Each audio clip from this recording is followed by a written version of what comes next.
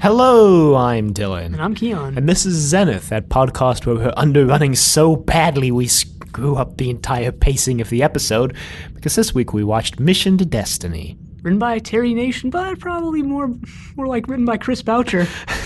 Directed by Pennant Roberts. And aired on February 13th, 1978. Yeah, this story really seems like it was written just basically mostly or just entirely by Chris Boucher. And I mean, I don't know how much of this story was underrunning and Chris Boucher had to fill up, but it feels like Terry came to Chris with like the first 10 minutes of the story, like 2 or 3 minutes in the middle, and the final 30 seconds, and was like, this is the story, and Chris was like, this is not 50 minutes of content, Terry. This is just not 50 minutes. But even just the concept, it feels really Boucher-esque. I guess we're just using that term now, since you dropped it before we even started recording, because it's basically just robots of death. Yeah, but I mean, I don't know if that's really a fair classification, because we even mentioned this in our Robots of Death episode of Trust Your Doctor, and it's basically unequivocal fact that Robots of Death takes a lot of its own plot points from Agatha Christie. It's just Agatha Christie in space, and even this story is just Agatha Christie in space. I mean, this story has a lot of similarities to Murder on the Orient Express. Like, it's kind of, you can't ignore the similarities to Murder on the Orient Express when you watch the story. Which is why it feels like a Chris Boucher story, because he likes doing that. Yeah, he likes adapting Agatha Christie to space. But yeah, I mean, I don't know. I guess this is something we can look up, but I'm guessing this was mostly, Chris Boucher was the main person responsible for most of this, at least. I mean, we've made reference to the fact that it feels like as the season has been going on, Terry writes less and less and Chris writes more and more. Yeah, I think that's actually just a known fact that that's the case. But yeah, I guess we'll see where that takes us. I'm calling them by their first names now, Terry and Chris. I mean, I've always called Terry Terry. Which is on a first name basis now. Anyway. It begins. It begins with a guy getting brutally beat to death on what looks like the set from the London 3 weeks ago. Yeah, there's seems to be a lot of reused sets from the London, basically. Yeah, and I think they produced the show on a really frantic schedule, kind of like really early Doctor Who, but like the Making of Blake 7 Twitter account was tweeting some quotes from one of the guys who worked on the show, and he's like, when we're editing the story 1 week, the same week we're also shooting the next story and scouting locations for the story after that. Everything is happening like within the span of a couple weeks, so yeah, intense. Like really quick filmmaking. I was trying to think of what you would call that, but anyway. Scattershot filmmaking. But anyway, the Liberator picks up signals from another ship nearby. Yeah. And it's like orbiting them or something. It's like going around in circles. I'm like, that's kind of weird. And they ask Zen to scan it, and he finds out that it's a Galaxy-class cruiser. Like, I forget exactly what it was called, but it's basically a big and old ship. Mm-hmm. And they're like, that's kind of weird. Maybe we should beam down and find out what's up with that. Yeah. The wiki mentions this, and I picked up on it too when I was watching it. This is the first story that doesn't directly involve the Federation in any way at all. I mean, they mention the Federation. They mention the Federation, but it's not like the plot of the story doesn't revolve around the Federation at all like the previous 6 stories have. Yeah, which is a nice change of pace, Yeah. But although it does remind me of the research base on the web. They find someone, they say, we should just beam down and find out what's going on. Yeah, but it takes a completely different route once they actually get down. And this scene has Gan and Jenna with each with one of their 2 lines of the episode. You can really tell that a lot of the characters are getting sidelined. Yeah, Villa gets a couple lines at the beginning too, and not many later on. He says something like, "I can smell danger," and I don't remember who responds. It might have been Avon or Jenna, but they're like, yeah, even when there isn't danger, you can smell it. He's like, yep, yes, I can. There's danger there. Villa doesn't really do anything in this episode. In fact, I think he actually does less than Jenna and Gan do. But he gets a lot of funny lines, so... Yeah. So I guess that makes it okay. It doesn't really make it okay, but anyway. I was reading some fan theories or whatever, or just speculation, and again, things that people have just picked up on. And a lot of people say that Villa and Avon are actually like best friends and only pretend to be pretty hostile to one another. And that's interesting because they interact a lot in this episode. And Villa is the first person Avon contacts when they get beamed down to the ship, which is interesting. But also, Villa was the one manning the teleporter pad, so... Yeah, but I forget exactly what Avon says, but it's he puts his trust in Villa or something. Which I guess we'll see where that takes us. Again, I'm still seeing how far my theory from the last episode takes us, which was that all the characters are portrayed as Blake sees them, which I think holds up in this episode. Yeah, it's similar to a theory I read actually in the past week about NCIS, because someone was like, how do NCIS just makes really garbage leaps and sometimes, and someone was like, yeah, there's like a theory that like the entirety of NCIS is just Gibbs in a retirement home retelling his old cases to people in the retirement home, and that's why a lot of things in NCIS like maybe don't make a lot of sense. It's like a lot of the tech things don't make sense. It's because Gibbs doesn't understand it, so he's just explaining it the way he knows. But where does the retirement home thing come in? I mean, it could just be a story. It could just be any story he's telling. It doesn't have to be in a retirement home. Yeah, no, it doesn't. I think the crux of the theory is that the series is Gibbs retelling the stories to someone, and that's why a lot of things seem kind of fantastical. All right, then don't add in the garbage, stupid retirement home thing. Whoever made that theory. Yeah, it's not my theory. Anyway, they wander. They first they beam down in the ship, and Avon's like, "See, nothing here." And I was like, "You've literally been there for 2 seconds and seen one room on this supposedly huge ship. What are you talking about, Avon?" Avon just wants to leave. Avon's like that guy at work who does all the work but doesn't really want to and complains about it while he's doing it. But Blake is like, no, this place looks like people are just here. And Callie's like, yeah, because she picks up some documents, and she's like, these are recent, even though the ship is supposedly very old. Mm-hmm. They're like, that's strange. So they go and wander about the ship, and there's some scenes that were pretty, I thought, pretty interesting, kind of tense. But again, we're probably just there to pad out the episode of them just wandering through the corridors and reacting to every little noise they hear, reacting to each other opening the doors. Yeah. Eventually, Blake and Callie find 2 people like passed out, and they think they're dead, but they check their pulse, like, oh, they're alive. And then they feel really sleepy, and Blake's like, must be like sono gas. So yes, I think it was solo gas. Which is just probably just Terry Nation making up some garbage technobabble again. Yeah, I mean, it is just something made up, but like it's just a gas that puts you to sleep. I don't think there's which anything, is a real thing. Yeah, I don't think there's anything. No, there's nothing egregious or anything about it. Yeah. I just like mentioning when Terry's making up technobabble again because he's not fantastically good at it, I think is my point. I mean, yeah, they could just call it sleep gas. They could have just called it like a real world. Yeah, like a real world gas, chloroform. But they didn't. So chloroform, actually, fun fact, common misconception, chloroform is actually very slow acting. Tell that to any writer who uses it.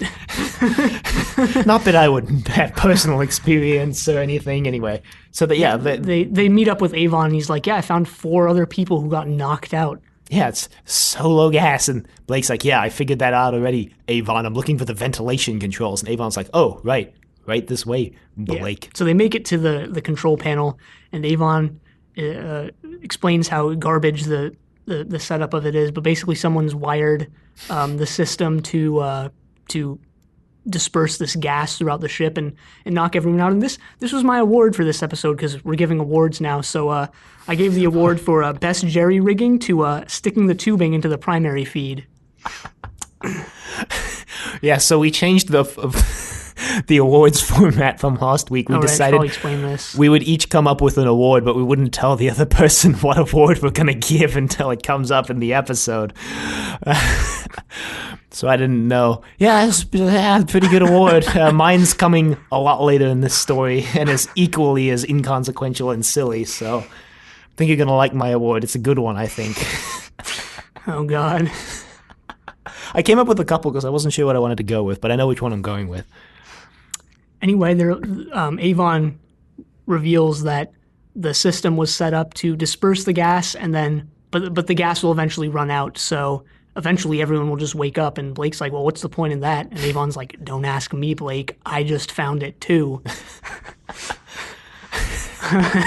But then anyway, they find a dead person, so that's interesting. Yeah, and they're like, well, this guy's actually dead. That's kind of weird. Yeah, they open a door and he falls over, and the guy who plays it does it really badly because you can just see his hand stretch out and catch his fall, like really blatantly. I mean, I can understand, like you're not just gonna fall on your face, but like, come on, man, come on. You're not paying me enough to fall on my face. I don't want to get medical insurance. So like, whoa, that guy's actually dead. And then they hear a scream nearby. Yeah, so everybody's awake. Oh, but they find the little clue he left, which is 54124, written in blood. And you're like, that's weird. It must be something important if he wrote it frantically right before he died. Yeah. They kind of just brush that off because they hear a scream and they go to investigate what that is. And it's just one of the ladies awake. Yeah, it's Everybody's Sarah. awake. Sarah, her name was pronounced like Sarah. Yeah. Spelled Sarah, pronounced Sarah because it's the future. Yeah, but I mean, if your name was Sarah, that's how you would spell it too. Yeah. S-A-R-A, so. Kind of weird. That doesn't come into play Kind at of all, weird even the now that I spelling of think her about name it or that anything. like Jenna and Blake kind of have the only like quote unquote normal names on the Liberated crew. I mean, it's the future, so like some names survive and some names don't, and new Yeah, names and apparently always. Blake and Jenna survived. Blake is a last name, so Yeah. Yeah, his first name's Raj. yeah. And I mean, Avon isn't like a common name, but if someone was named Avon, like nowadays, I wouldn't think it was weird. I think Avon's his last name too, though. His first name's Kerr. Oh yeah, his first name's Kerr. Yeah, all right, that's kind of weird. Even Gan, like I don't know if Gan is his first name or last name, but if But someone's- either way, if someone's first name was Gan, I wouldn't really. I'd be like, I wouldn't who think it was named you? common, but like, yeah, Anyway, I don't know. so they're on the ship and they basically just plot info dump their everything right now. Yeah, and they meet the rest of the crew, and I'm pretty sure most, if not all, of these people have been on Doctor Who. I mean, we always joke about this, but Britain has definitely has a limited number of actors, definitely a more limited number than America. I mean, in the 60s and 70s, like, I don't know about Yeah, nowadays, but Less so nowadays, but I still feel like they're more limited than America. probably. I mean, it's just a smaller country than the Yeah. US, so like, And they have, I think, a smaller film and TV industry overall. yeah, but feel I think like- they go for the quality over the quantity. That is very evident. We've talked about that before, I think. Not on this show, but But I mean, that's okay. There are also a lot of garbage British shows out there. So. I mean, yeah, it's not like they don't exist. It's just that in general, Britain seems to take more pride in what they're producing than America. So they tend to try and make it better. Yeah, I mean, I'm watching Children of the Stones right now, another 70s show. It's pretty good. It's pretty good. But I mean, once again, Also has Gareth Thomas in it.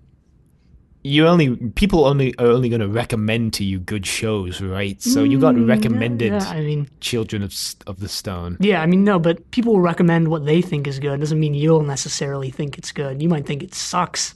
I mean, yeah, but yeah, I guess, but still, you're going to be recommended something that some people consider good. That more than likely you'll consider it good than if you just flipped through like a Wikipedia page of list of 70s British science fiction shows and picked one at random.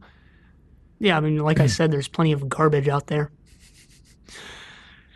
So they basically info dump this thing that their species is like dependent. They basically bankrupted their entire race to buy this thing. They're basically colonists, not affiliated with the Federation, although supposedly the Federation tried to buy them out multiple times. Not affiliated with those colonists in the web that they found either.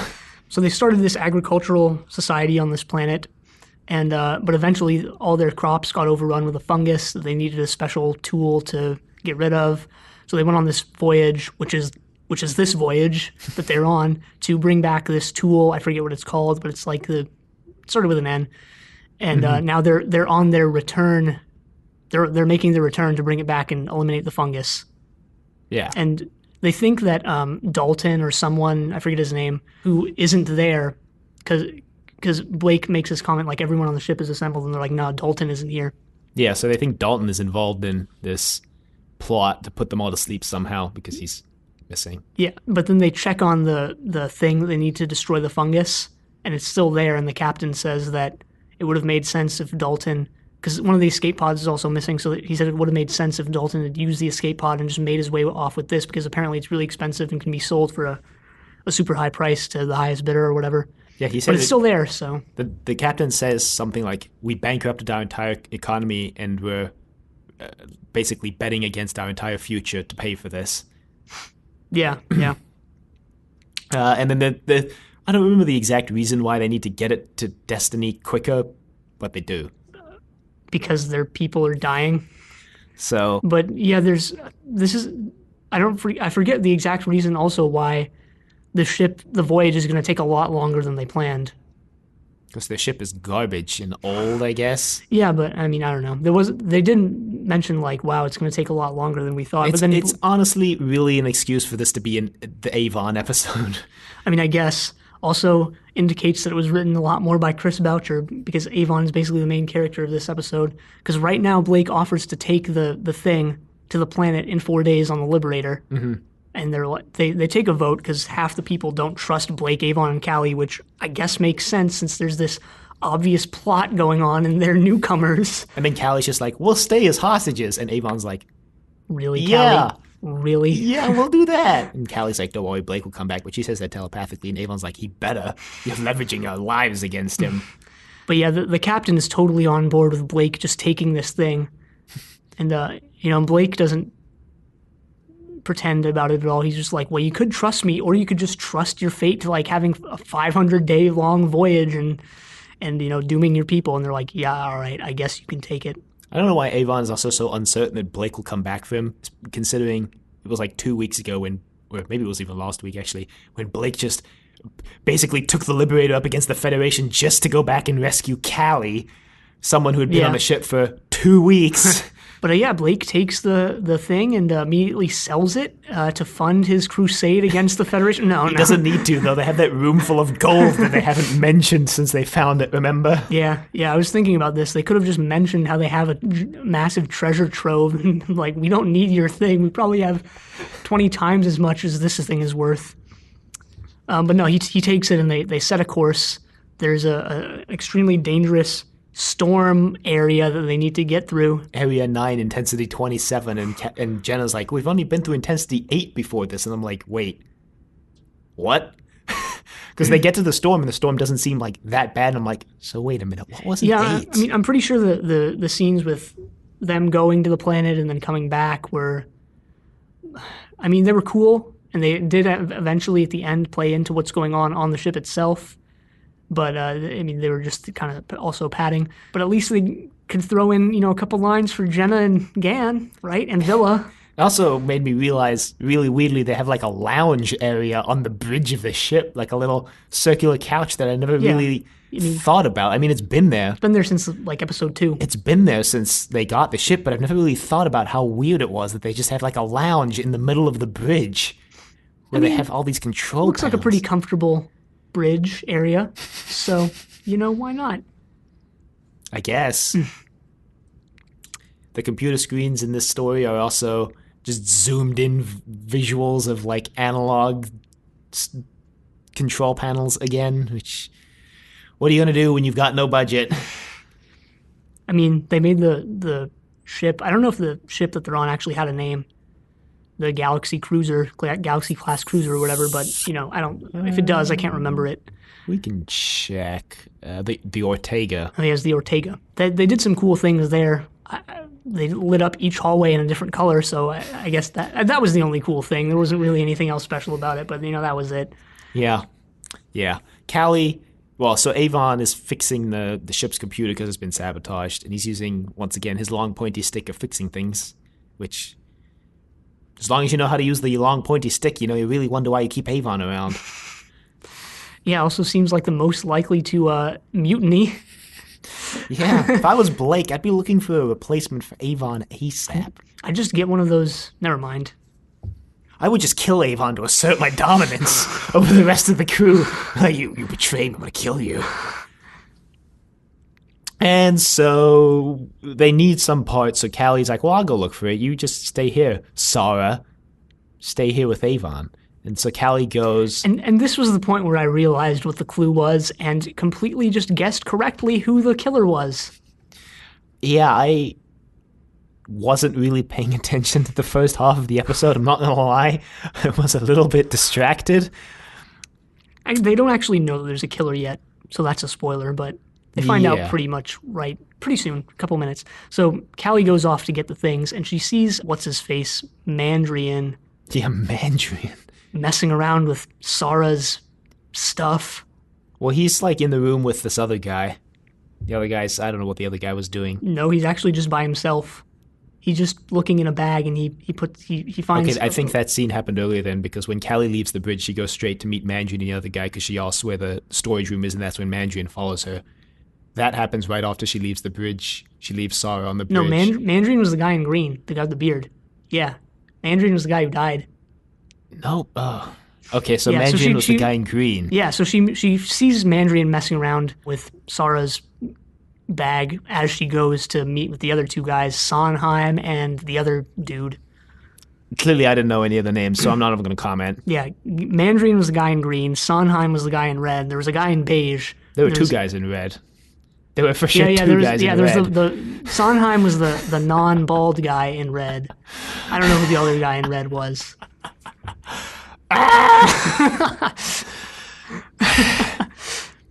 I'm just gonna call that one guy. Wasn't that guy from the Mutants also named Sondheim? I don't know. Yeah, she goes to this room and there's this big dude in red, and he's like, "That's Sondheim." This big bearded dude in red, and he's like, he wasn't bearded. No, he was bearded. He definitely had a beard or a facial hair of some sort. I mean, it wasn't like that much. It was sort of just like, it wasn't, yeah. No, he definitely had facial hair at some point. The other guy in the room didn't. The guy who was fixing the thing who actually helped Callie. Yeah, he didn't. Yeah, he didn't. Sondheim also kind of didn't. No, he definitely did. I mean, he had like stubble, I guess. He definitely had some sort of facial hair. I'm pretty like you said, sure you weren't really that. paying much attention. No, but later on, because he's the one they all suspect of killing, and so Yeah. I'm pretty sure he definitely did have facial hair, because that part I was paying attention Yeah, to. and he has like a 5 o'clock shadow. That's about it. That's facial hair.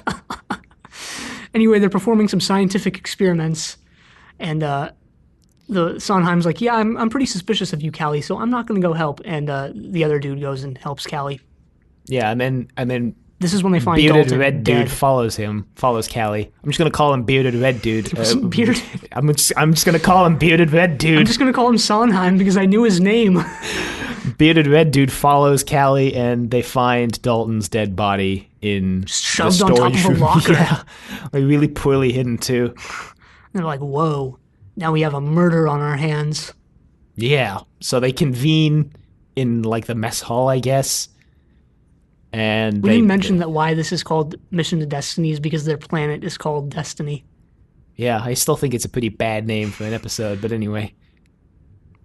They convene, and Avon sort of tells them what's up. He's like, we first thought that this was just some plot to steal the fungus killing device, but it's actually Murder.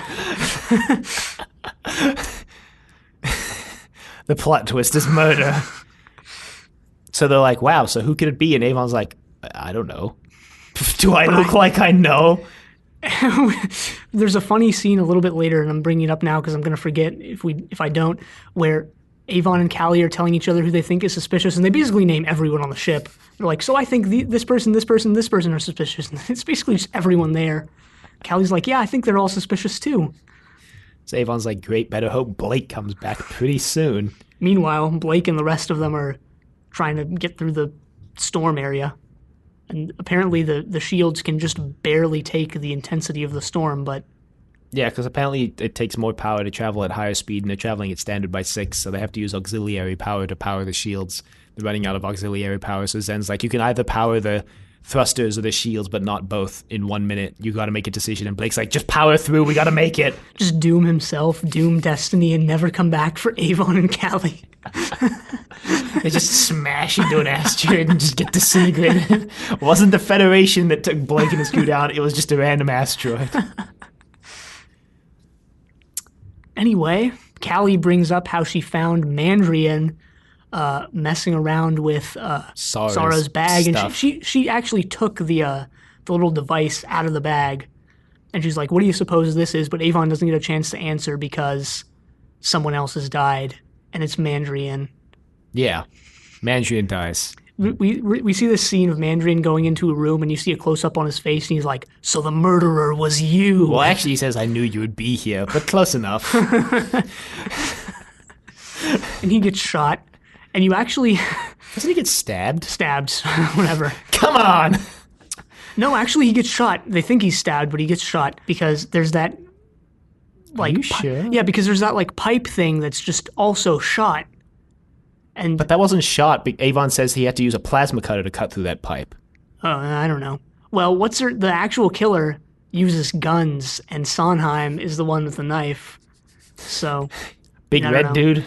Yeah, I don't know. Maybe he was stabbed, but you actually do see him laying on the ground in a pool of blood. So it's like, whoa, it's kind of violent. Yeah, for this show. They're holding the big red dude back. Sondheim. Big red dudes. They're holding him back, and this is my award for the show. It's the Brian Blessed Award for yelling a line really poorly. Because he just yells, "I didn't kill him!" Except way worse than that, and way less convincing. Way louder, I guess. And way louder, yes. It was the loudest line of the story. One of those lines that makes you turn the volume down, and then you can't hear what's going on. You can't hear the rest of the lines, so you turn it back up. Do your job, sound mixers. So he's holding the knife, and the other red dude is like, "I came in and I found him holding the knife." And Avon's like, "That would be convincing evidence, except that he didn't use a knife to kill him because he used a plasma cutter because that pipe, yeah, you had to cut that with some sort of really high-powered plasma cutter that I just haven't found anywhere on the ship, so clearly someone's got it on them." But that doesn't convince anyone. They all just believe that Sondheim did it, so they lock him up. Well, actually, it does. Well, it does because they lock Sondheim up before Avon actually explains the plasma cutter thing, because when he explains it, they all turn around and Sarah's got a gun to them. Yeah, well, because first Avon explains the clue because he's finally figured out the clue, which is that they thought that the 54124 thing were numbers, but it was actually letters, and surprise, it spells Sarah. Yeah, he figures it out because they've got crystals on the ship that they use for storing data, but they store data in the form of numbers, and you read the numbers off the crystals, and the computer converts the numbers into words, which was kind of foreshadowed earlier because Avon picks up a crystal when he's on the bridge, and he's like, "Wow, that's great. This is just broken, and even if you could fix the rest of the ship, you would be blind. You wouldn't know where you're going." Yeah. I mean, but there's also... I also figured this out without knowing this number codex computer thing, but... it's just a very easy clue. And I mean, I really liked this story, but I just wish the clue wasn't so obvious. And plus, there's also, when I figured out the clue, I was also like, oh yeah, Sarah was, the only one awake. So, I mean, it's probably her. Yeah. So it was just extremely obvious. And she's got a gun to them. And she's like, "If any of you puts your head out this room, I'll blow it off." And then she just runs away. And Avon just kind of nonchalantly walks over the door and looks out. And he's like, "Well, it's your crew member. You guys better go after her." Yeah. And she sort of reveals that she enacted her plan to steal the device, obviously, and sell it. But actually, Avon explains this part. But I guess we can just assume that he's right since Sarah doesn't say anything. I mean, not that she would, but, we'll just go with what Avon says. That she was originally not planning on killing anyone except the pilot wasn't knocked out, so she had to kill him. Or actually, she was planning on killing Dalton and making it seem like he was the one responsible by launching the escape pod, but she didn't have time, so she just hid the body, launched the escape pod empty, and just pretended like everything was just A-okay. Yeah. Anyway, Blake and Gan open the box, and they realize that the thing that they were taking to Destiny is gone. Really wonder why they didn't open the box as soon as they got on the ship to double check if they actually had it. Nice going, Blake. We're like, all right, turn around. And then they kind of just skip the part where they have to travel through the same asteroid field again, going back, and they just kind of ignore that fact. Yeah, okay, so this is where the pacing was really also similar to the web, I guess, just really weird. Not similar in terms of pacing, but just similar in terms of how weird the pacing was. Because this is basically, there's 5 minutes left in the episode at this point. Yeah. Yeah, everything that happens from Blake realizing that the thing's gone is like within the final 7 minutes. He turns around, he goes back, and then we get the entire resolution of the story in the next 7 minutes. We've had 43 minutes of them trying to figure out who it was and 7 minutes of the resolution.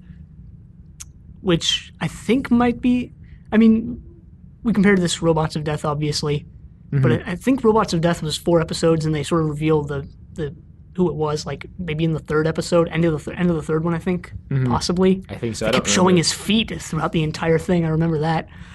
But, you know, I mentioned that was, before we started recording, that was kind of weird, but come to think of it, you know, maybe this is actually sort of a similar thing just imposed onto a 50-minute story instead of a, I don't know, 100-minute one. Yeah, but I think it works better when you've got the story split into actual distinct episodes so that the reveal can be a big definitely cliffhanger thing, whereas in this one it's like, it feels like it's a big reveal, and then it's like, oh shoot, we gotta wrap up this episode because we are running out of time. Yeah, but they go after Sarah. Yeah, Blake makes this really huge logical leap. As soon as he finds out the thing's gone, they get back, they see another ship approaching the Ortega. Blake makes this really big leap. He's like, well, I should just blow up the Ortega. Well, Avon, Callie, and the captain are wondering why Sarah still seems so confident, even though she failed, and they know they've found her out. But then they realize that the device Callie picked up was a homing beacon, and that the people she's going to sell the device to are locked onto the ship, and they're coming. Which is why they need to act fast. Yeah, because they're coming for them. And I guess Blake just guesses this and decides to put...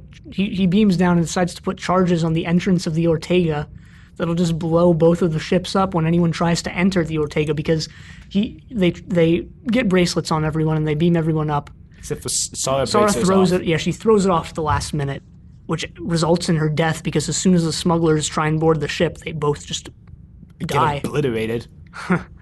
And Avon's like, wait, what was that? And Blake's like, oh, I blew him up. And Avon's like... what? Blake didn't even know that this other ship was like bad guys, right? I mean, he just assumes it because they're buying this life-saving thing off of this betrayer, I guess. But like, that doesn't necessarily mean they're bad. Maybe they have their own society that they're trying to save. Yeah, Blake really doesn't know anything. He just kind of acts. And he's just really trustworthy that, 1, his decisions are right, and 2, that his crew is trustworthy. And so, we don't really find out what happens to the crew of the Ortega. No, they're on they're on the Liberator now. On the Zenith. I almost called it on the Zenith. They're on the Liberator now, and I suspect somehow I just have this feeling that next week the episode will just start and they'll just be gone. And yeah, it's probably going to be the case. And they'll just never be explained. But then the episode ends with this great one-liner from Villa, like, let's go around the asteroid storm this time. Yeah, that line really feels like something you'd see in like a Terry sitcom. Nation story. I'm just kidding. In like a sitcom or like Full House. Yeah, well, Blake 7 is just a sitcom in space. Thankfully, it doesn't have a laugh track. Just kidding. It's not. It's not really at all. Parts of it actually do feel like a sitcom, though. Yeah. A lot of the dialogue actually does, now that you mention it, especially between Avon, or especially a lot of Avon and Villa's dialogue. I'm sure somewhere there's a Blake 7 but with a laugh track edit on YouTube. And it's just things like Villa going, let's go around the asteroid field this time, and it's like, ha ha ha. People die and like the laugh. Yeah, there's the explosion and everyone thinks Callie is dead, and the laugh track's just like, ha ha ha. I actually hate laugh tracks. I'm glad most modern sitcoms are doing away with them. Been watching a lot of Fresh Off the Boat recently. Awful show, but at least it doesn't have a laugh track. Yeah, doesn't parts of that are funny. Big Bang Theory still have a laugh track? Yeah, I think so. Have you ever watched that video that's like Big Bang Theory but without the laugh track? Someone just edits out the laugh track and it's just really awkward silence. Well, I mean, that's every sitcom with a laugh track, because they have to stop for the laugh. Yeah. But it's almost funnier without the laugh track just because of how awkward it is. But that's not Big the here Bang nor Theory there. isn't funny at all with or without the laugh track, so there's that too. in regards to Blake 7, I'm kind of concerned that they're going to run out of ways to like set up these plots, because the setup for the story was really similar to the web. You know, they find a ship that they think is deserted and they just beam over to find out what's going on.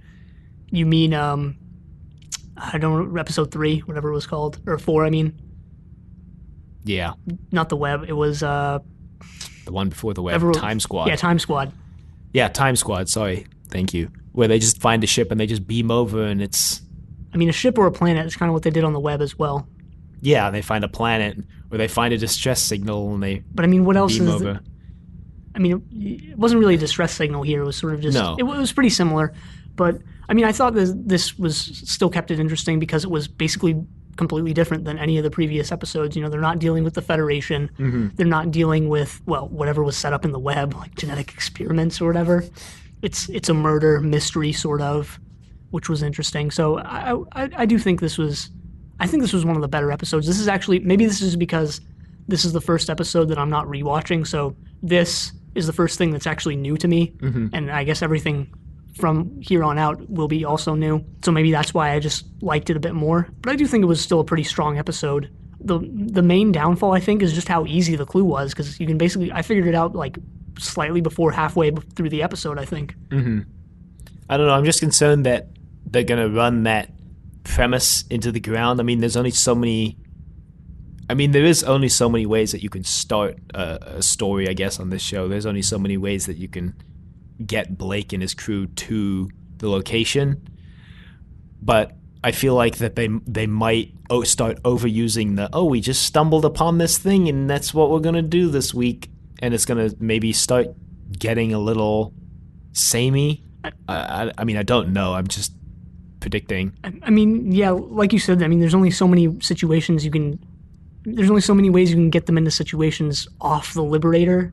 But I think as long as they keep the actual content of what they're doing when they get to where they're going varied, like this one did, it won't start to feel, like, I guess, samey or just drawn out or repetitive. But I guess we'll just have to see what goes on. Yeah, that's a fair or statement, I guess. what happens, rather. The music in this episode is far better than anything before it, and basically the best soundtrack that I've heard from Dudley Simpson across all of Blake 7 and Doctor Who that I've watched. I didn't really notice it that much in this story. There's a very creepy sound in the beginning, or song, I guess, rather. And it plays, like, I think a few more times throughout the episode, which I really liked. Not much else to say about it other than, like, it stood out to me and I really liked it. Yeah. Really didn't feel like it was composed by Dudley Simpson, considering he doesn't really make many memorable tracks, but I thought that this one was pretty good.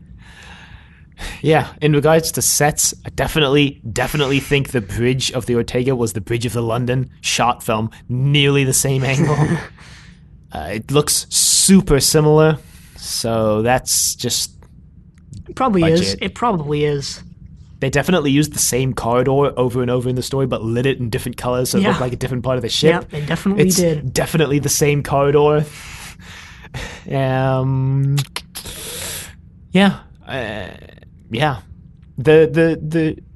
outfits that the Ortega wore looked pretty similar to like the jumpsuits that Blake and his crew wear when they're beaming down to planets, like we saw in the Lost episode. Sure, yeah, they actually looked more similar. They look like a cross between, like, modern-day astronaut suits. I don't know what they're... space suits, I guess. And what Blake and his crew wear. To me, that's what they look like. Yeah.